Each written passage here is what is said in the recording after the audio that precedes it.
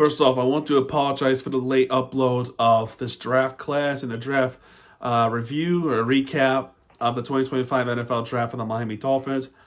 There was a lot that went on for the weekend, with the Miami Heat playoffs, and then the Florida Panthers, and then also too into Miami, roughly the same night too. That was rough. That was a rough night for Miami sports. It's actually not that rough, but the late night with into Miami and Vancouver was a rough one. But off topic aside, it was that first round, and then everything else kind of stood by with the draft picks and stuff like that. So I'm finally gonna do that, and we're gonna take a look at the rest of the draft class for the Miami Dolphins.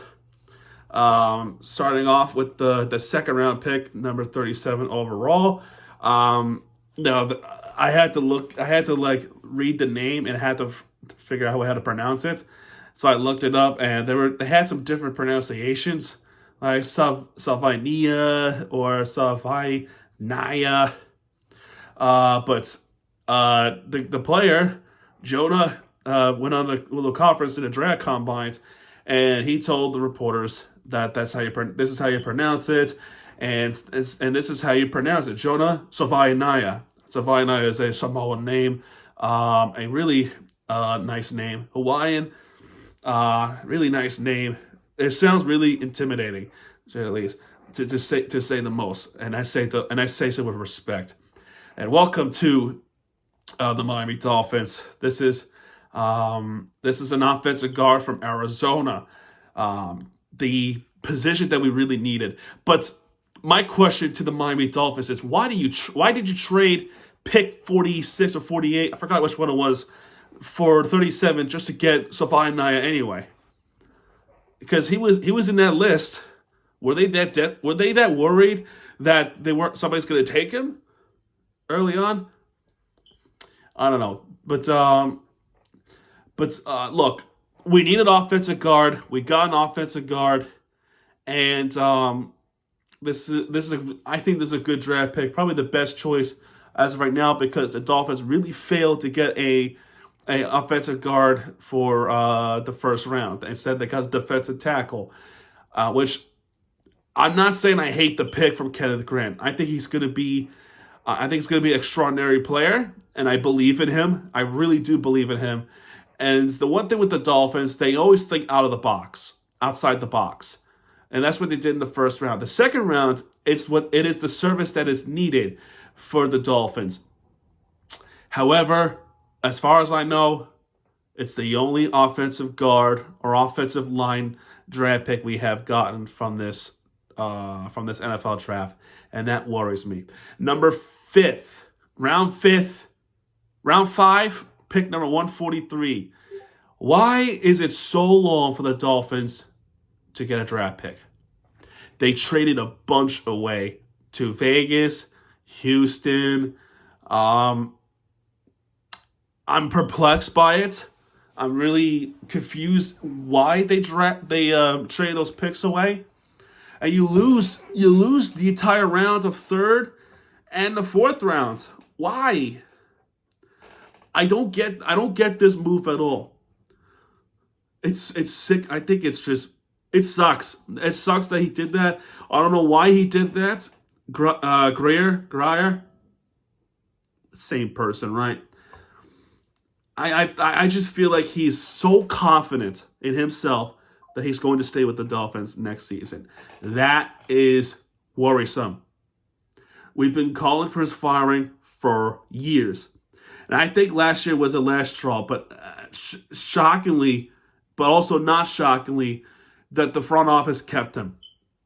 I don't know why. I just don't know why.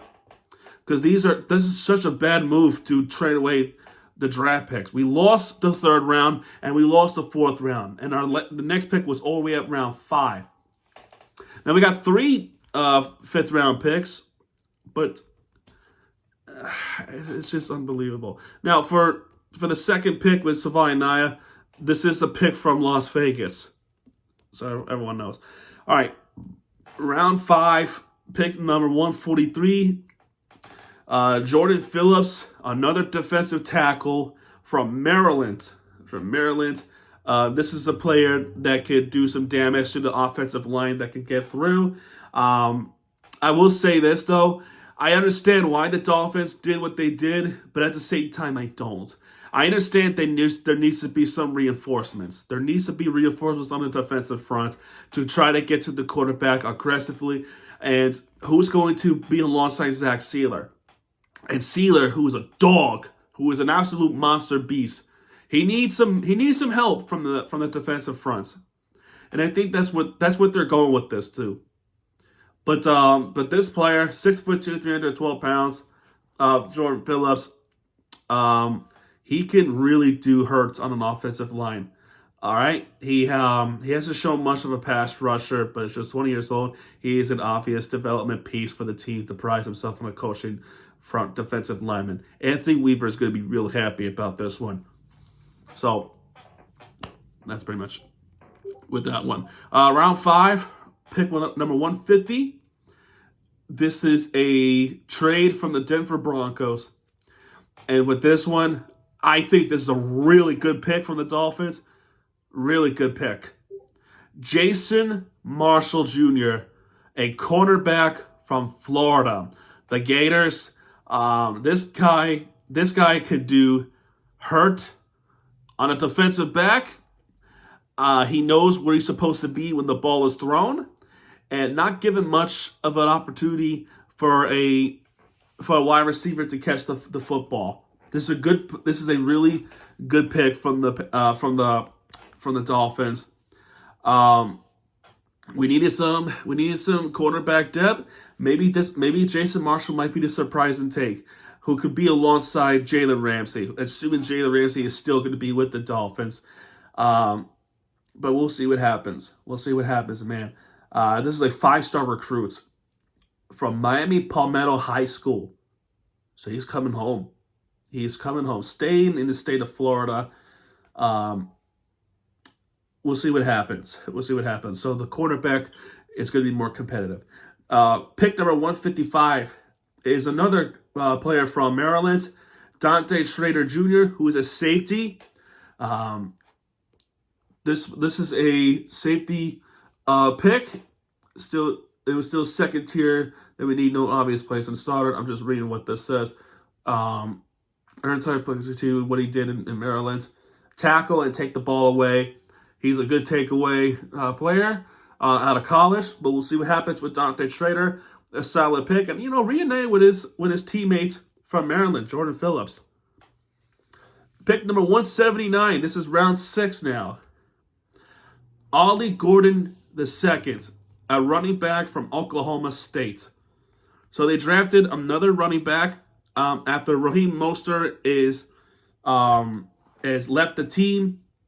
He's going to be with another team. Who is going to be behind Devon Achane, who has proven himself to be a really good running back. I think this running back, the running back thing might be competitive behind Achane. There's Jalen Wright. And now Ollie Gordon. Ollie Gordon is going to be in the race who is going to compete for that second job, a backup running back behind Achane. So we'll see what happens with this one. It might be a good pick. Might not be a bad pick. Round 7. This pick divided the Dolphin fan base once again. It really divided it. For me personally, this is a pick that might be needed, but I don't know if it's wanted.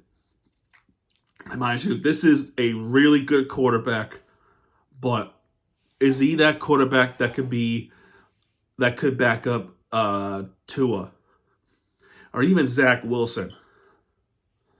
Quinn Ewers, a quarterback from Texas, the Longhorns, one of the best teams in NCAA. We're expected to add the quarterback room this offseason. It's done so by signing veteran Zach Wilson and drafting a former 5-star recruit, Ewers. He will not challenge Tua for a starting job and likely won't displace Wilson as a primary backup, at least not for this season. But he should eventually develop into Miami's backup quarterback. Tagovailoa has missed multiple games, but on one of the last 5 NFL seasons. So the Dolphins' backup job is critical importance. And I agree, it is a critical importance of the Dolphins in case Tua does go down again with another concussion or the rib problem. So we needed a backup quarterback. And will Zach Wilson be that quarterback, or will it be Quinn Ewers? I don't think it's going to be like that though. I think Quinn Ewers under the Dolphin quarterback development. He's going to have some years to develop underneath Mike McDaniel, but Tua gets hurt because of the failed protection from the O-line. That's the truth. And finally, the last pick of the Miami Dolphins, another defensive tackle, Zeke Biggers, defensive tackle from Georgia Tech. There should be no doubt Dolphins' intention into the draft was adding 3 defensive tackles with their 8 selections. Biggers lives up to the name, 6'6", 320 pounds, and used that size to a disruption at the line of scrimmage. He blocked 4 kicks during the college career. He will have to compete with fellow 2025 draft picks Kenneth Grant and Jordan Phillips for snaps. But Dolphins defensive coordinator Anthony Weaver likes the cycle of defensive linemen, and there should be opportunities for Biggers to see the field as a rookie. This is clear. This is clear attention of the Dolphins. They're going defensive minds. They are absolutely going defensive minded. Out of the 8 picks, 5 of them are defensive picks. Okay, round 1, the first pick was a defensive pick. The third pick, the second one out of the 8, was a defensive draft. Round 5th, which is a cornerback. That's a third one now. The 5 picks after that, a safety. That's 4. And then the last one at 5, the last one is a defensive draft. 5 out of 8 is a defensive draft pick. 3 of those came from the 2nd round, the 6th round, and early 7th round. So clearly a defensive-minded team right now, even though the head coach is offensive-minded.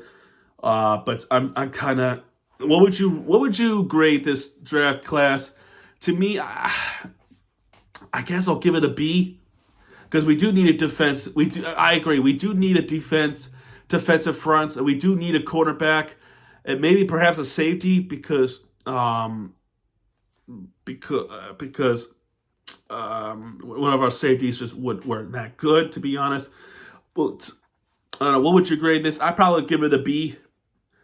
But at the same token, too, we really needed an O-line, and I just can't believe that Grier is just so negligent of the offensive line that Tua and all the quarterbacks need protection.